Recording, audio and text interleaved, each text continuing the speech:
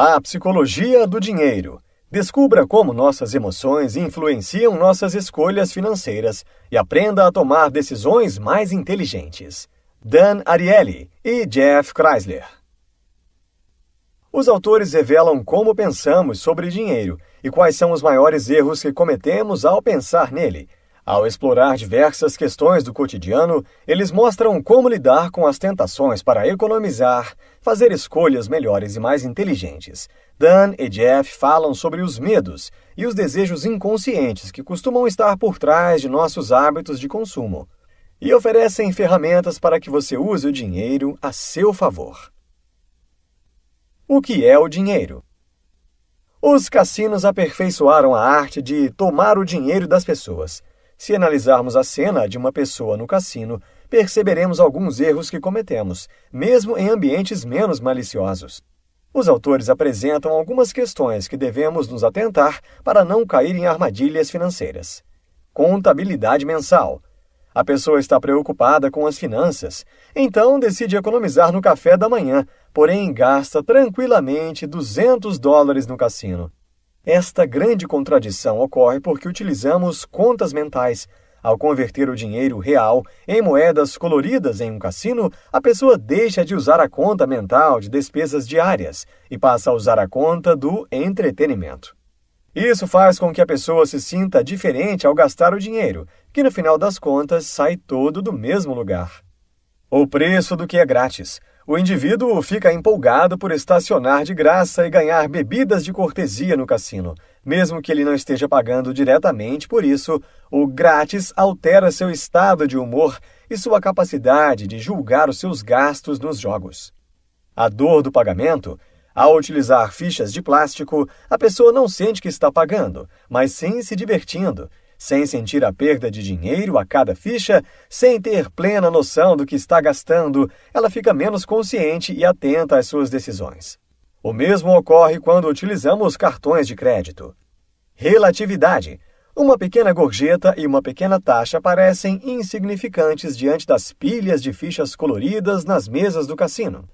Porém, no café da manhã, achamos o café caro na padaria. Isso ocorre porque fazemos comparações e a relatividade atrapalha nosso julgamento. Expectativas. Cercado pelos sinais e sons do dinheiro, máquinas caça-níqueis, luzes brilhantes, etc., imaginamos ser capazes de enriquecer naquele local e criamos altas expectativas. Autocontrole.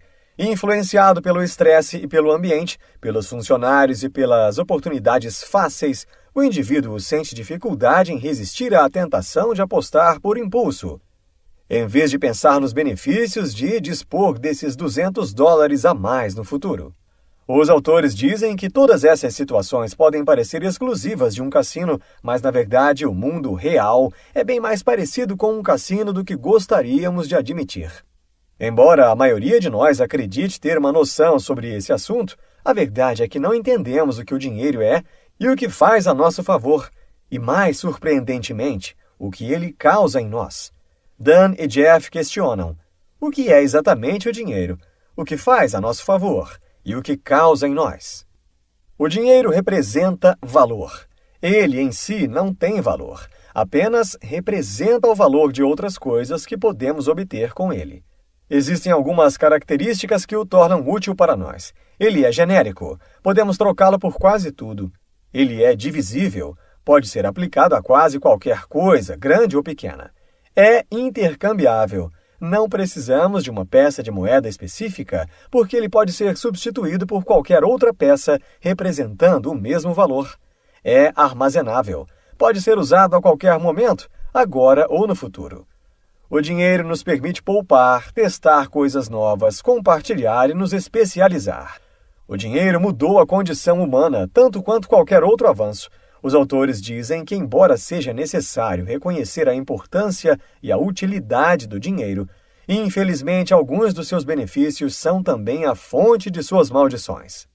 A possibilidade de trocar dinheiro por uma variedade quase infinita de objetos e serviços é algo incrível, mas também significa que a complexidade das decisões envolvendo o dinheiro é muito alta.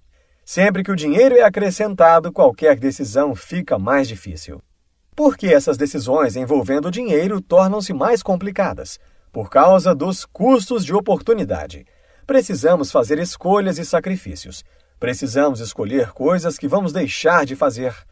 O que significa que precisamos examinar os custos de oportunidade sempre que usamos dinheiro. Custos de oportunidade são alternativas. São as oportunidades que sacrificamos quando temos que optar por isto ou aquilo. A forma como deveríamos pensar sobre o custo de oportunidade do dinheiro é que quando gastamos dinheiro num item, não podemos gastar esse mesmo montante em outro item, nem agora, nem em qualquer outro momento futuro. Deveríamos levar em conta as alternativas de que estamos abrindo mão ao optarmos por gastar dinheiro agora. Dan e Jeff dizem que quase sempre deixamos de analisar as alternativas. E, infelizmente, ao deixarmos de examinar esses custos de oportunidade, há grandes chances de que nossas decisões não atendam a nossos melhores interesses. Embora devêssemos estar pensando nos gastos em termos de custo de oportunidade, que gastar dinheiro agora em algo impede que o gastemos em algo diferente no futuro, tal pensamento é abstrato e difícil demais. Então, simplesmente não levamos em conta e negligenciamos essa questão. Para piorar as coisas, hoje em dia dispomos de ferramentas como cartões de crédito, financiamentos imobiliários e de carros e créditos estudantis que dificultam ainda mais, muitas vezes de propósito, a nossa capacidade de entender os efeitos futuros do gasto presente de dinheiro. Como nós estimamos o valor de maneiras que pouco têm a ver com o valor? Esquecemos que tudo é relativo.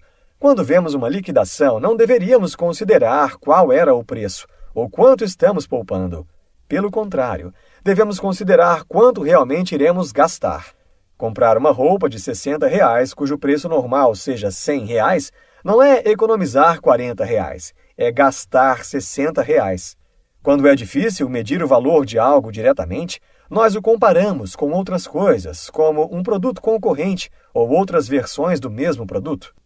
Quando compramos itens, criamos valores relativos. Isso não parece tão problemático, certo? Mas o problema está na forma como aplicamos o conceito de relatividade. Por exemplo, R$120 é relativamente barato comparado com R$200.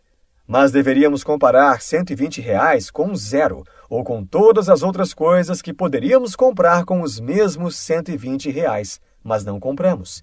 É assim que a relatividade nos confunde.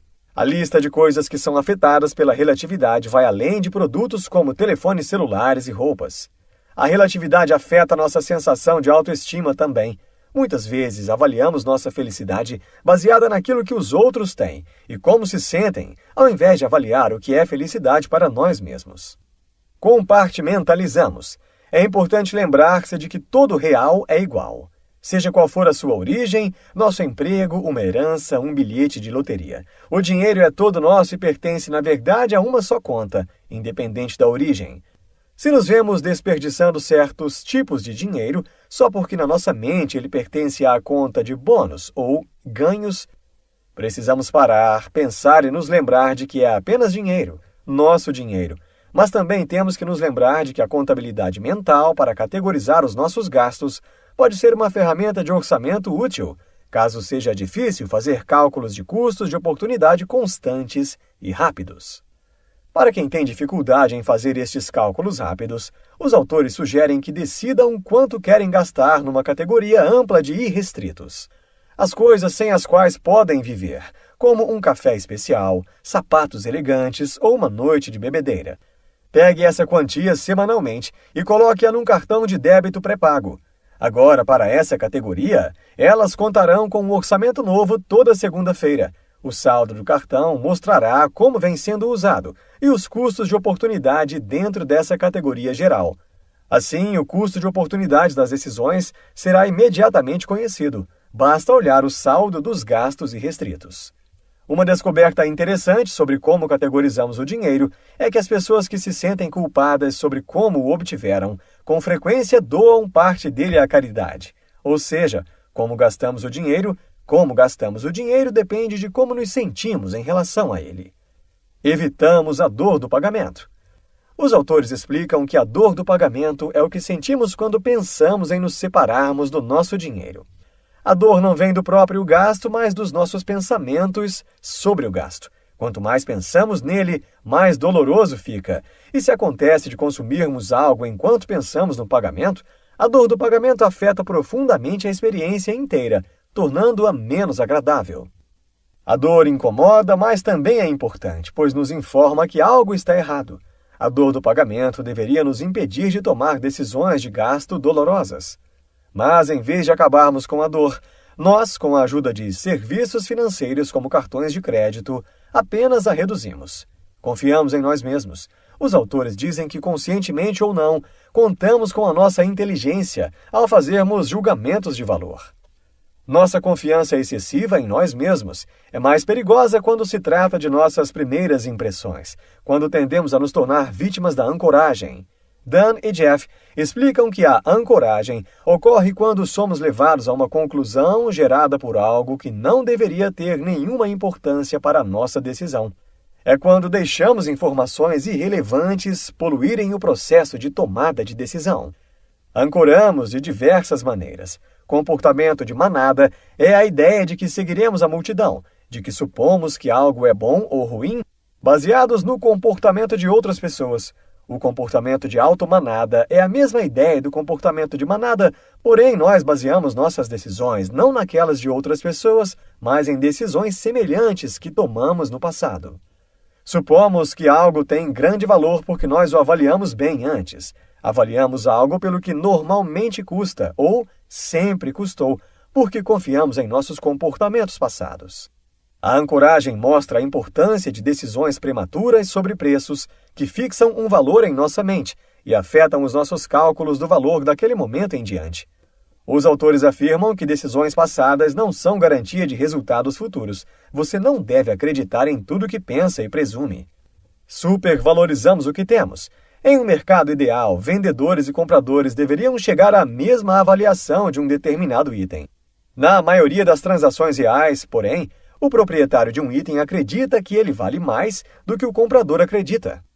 Quando investimos em algo, aumentamos a sensação de propriedade, e a propriedade nos leva a avaliar as coisas de forma que pouco tem a ver com o valor real.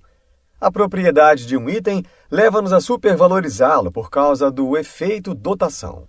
Os autores explicam que o conceito básico do efeito dotação é o fato de que o proprietário atual de um item o supervaloriza e, por causa disso, vai querer vendê-lo a um preço mais alto do que o futuro proprietário estará disposto a pagar. A sensação de propriedade vem de diversas maneiras. Uma das formas como obtemos uma sensação extra de propriedade é investindo esforço.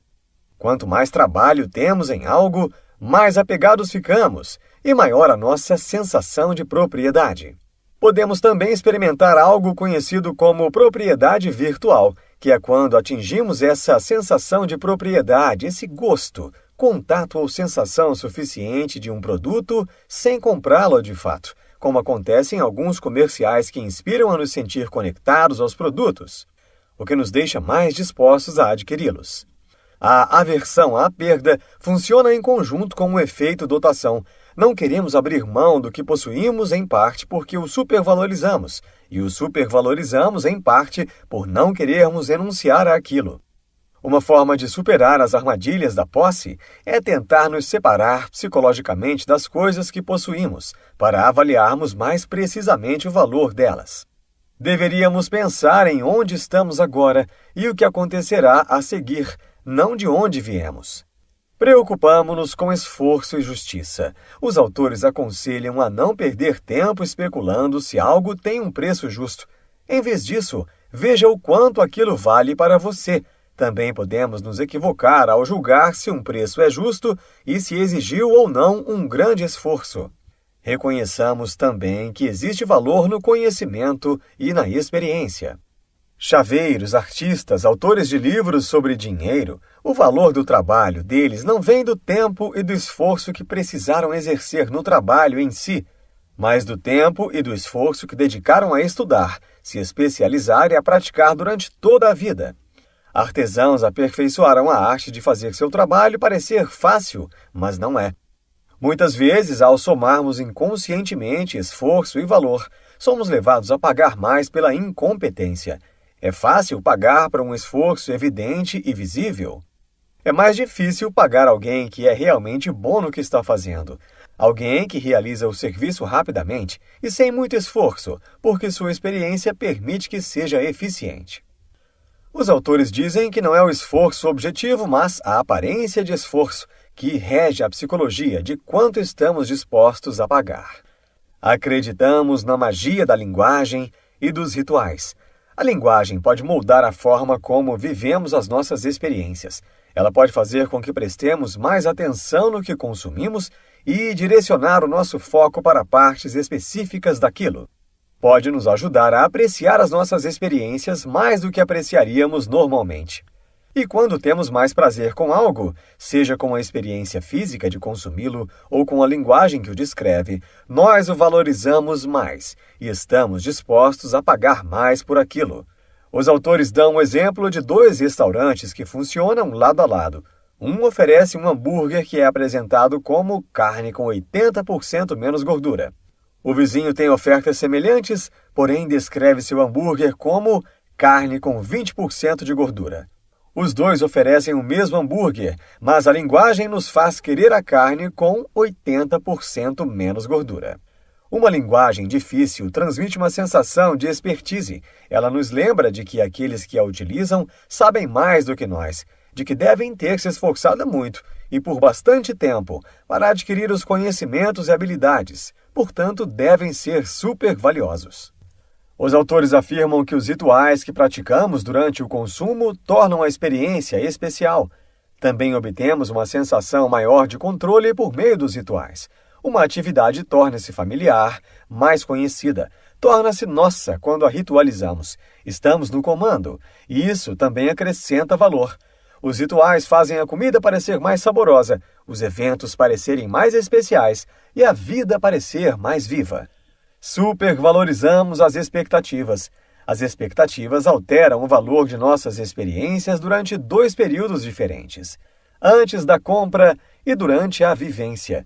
No momento em que começamos a esperar algo, nosso corpo e mente começam a se preparar para aquela situação. Essa preparação afeta a realidade da experiência. Quando compramos um produto, podemos querer nos autoinduzir a acreditar que vale R$20 a mais do que pagamos. Podemos fazer algum ritual, como no caso de um vinho, colocá-lo numa bela taça, girá-lo e cheirá-lo para melhorar nossa experiência. Isso é saber usar as expectativas. O que não queremos é comprar uma garrafa de vinho porque alguém nos induziu a gastar R$20 a mais do que deveríamos. Isso é ser usado pelas expectativas. Antecipação positiva e negativa. Os autores explicam que no período de antecipação, as expectativas aumentam ou reduzem o valor de qualquer compra que fazemos.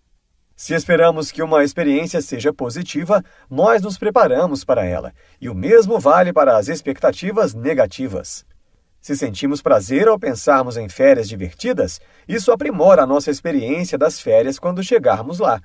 De modo parecido, baixas expectativas podem reduzir o prazer de um momento. Nossas experiências passadas também mudam nossas expectativas sobre experiências futuras. Quando gostamos de um produto ou serviço, tendemos a acreditar que no futuro a experiência também será positiva, aumentando as chances de investirmos naquilo novamente. Superenfatizamos o dinheiro. Quer faça sentido ou não, um preço alto sinaliza um valor alto. No caso de coisas importantes como assistência médica, comida e roupas, também sinaliza que o produto não é de baixa qualidade. Os preços não deveriam afetar o valor, o desempenho ou o prazer, mas afetam. Quanto maior o preço de uma garrafa de vinho, mais gostamos dele. Os autores aconselham a usar outros critérios, ainda que sejam difíceis de medir, para determinar o valor e a qualidade de algo e sempre realizar uma pesquisa, nem que seja breve, sobre o serviço ou produto em questão. Um preço não passa de um número, e embora possa ser uma parte poderosa de uma decisão, não significa nem deve significar tudo. Vencendo o jogo da vida. Nossa vida é muito mais animada e livre graças ao dinheiro, mas não é tão bom quando o papel do dinheiro como indicador de valor e de importância se estende para partes da vida além daquilo que consumimos. Os autores dizem que deveríamos perceber que o dinheiro é apenas um meio de troca. Não deveríamos atribuir simbolismo a ele, e sim como mera ferramenta para que obtenhamos aquilo que queremos e a que aspiramos, tanto agora quanto no futuro. Quando deixamos de comprar dinheiro com coisas e passamos a comparar coisas com coisas diretamente, nossas escolhas adquirem uma nova perspectiva. Quando, por exemplo, pensamos em comprar uma casa maior, e se não pensássemos em termos de dinheiro? E se disséssemos, quer saber, a casa maior me custa o mesmo que a casa menor mais um mês de férias, um semestre da faculdade para cada um dos meus filhos e 3 anos de trabalho adicional antes da aposentadoria. Sim, posso comprar, mas talvez não valha a pena trocar todas essas coisas por um banheiro extra e um terreno maior. Ou talvez façamos esse cálculo e mesmo assim decidamos que a casa maior vale a pena. Ótimo, mas ao menos estamos tomando uma decisão consciente. Seja qual for a nossa condição social, acreditamos que seja importante que, em vez de pensarmos em decisões de vida em termos de dinheiro, pensemos nelas em termos de vida. Utilizando o dinheiro de forma mais consciente, podemos decidir se e quando apreciaremos mais o vinho só por causa da forma como é servido. Devemos ter certeza de que estamos no controle de como esses elementos importantes são utilizados. Se nos concentrarmos, poderemos, individual e coletivamente, melhorar nossas decisões financeiras. O primeiro passo é estar consciente. O próximo é transformar essa consciência em mudança. Insights. O dinheiro representa valor. Ele, em si mesmo, não tem valor. Deveríamos pensar em custos de oportunidade em todas as decisões financeiras e escolher abdicar de uma coisa para ter outra. Ferramentas financeiras como cartões de crédito aliviam a dor do pagamento e fazem com que tomemos decisões financeiras equivocadas. Como gastamos dinheiro depende de como nos sentimos em relação a ele. Neste livro você aprendeu, de forma divertida e prática, como nos equivocamos ao tomar algumas decisões financeiras e como a noção de valor é modificada em determinadas situações. Somos especialistas em autossabotagem e burlamos nosso sistema de alerta chamado de dor do pagamento com ferramentas financeiras como cartões de crédito e talões de cheque, adiando o pagamento e minimizando a dor. Os autores também nos mostram como podemos obter mais controle de nossos gastos ao escolher conscientemente os rituais para enriquecer uma experiência, ao invés de sermos influenciados a gastar mais pela linguagem e pela propaganda. Além disso, o livro fala sobre os custos de oportunidade e como devemos aprender que, ao escolhermos uma coisa, abdicamos de outra e que devemos entender que o dinheiro é apenas um meio de troca.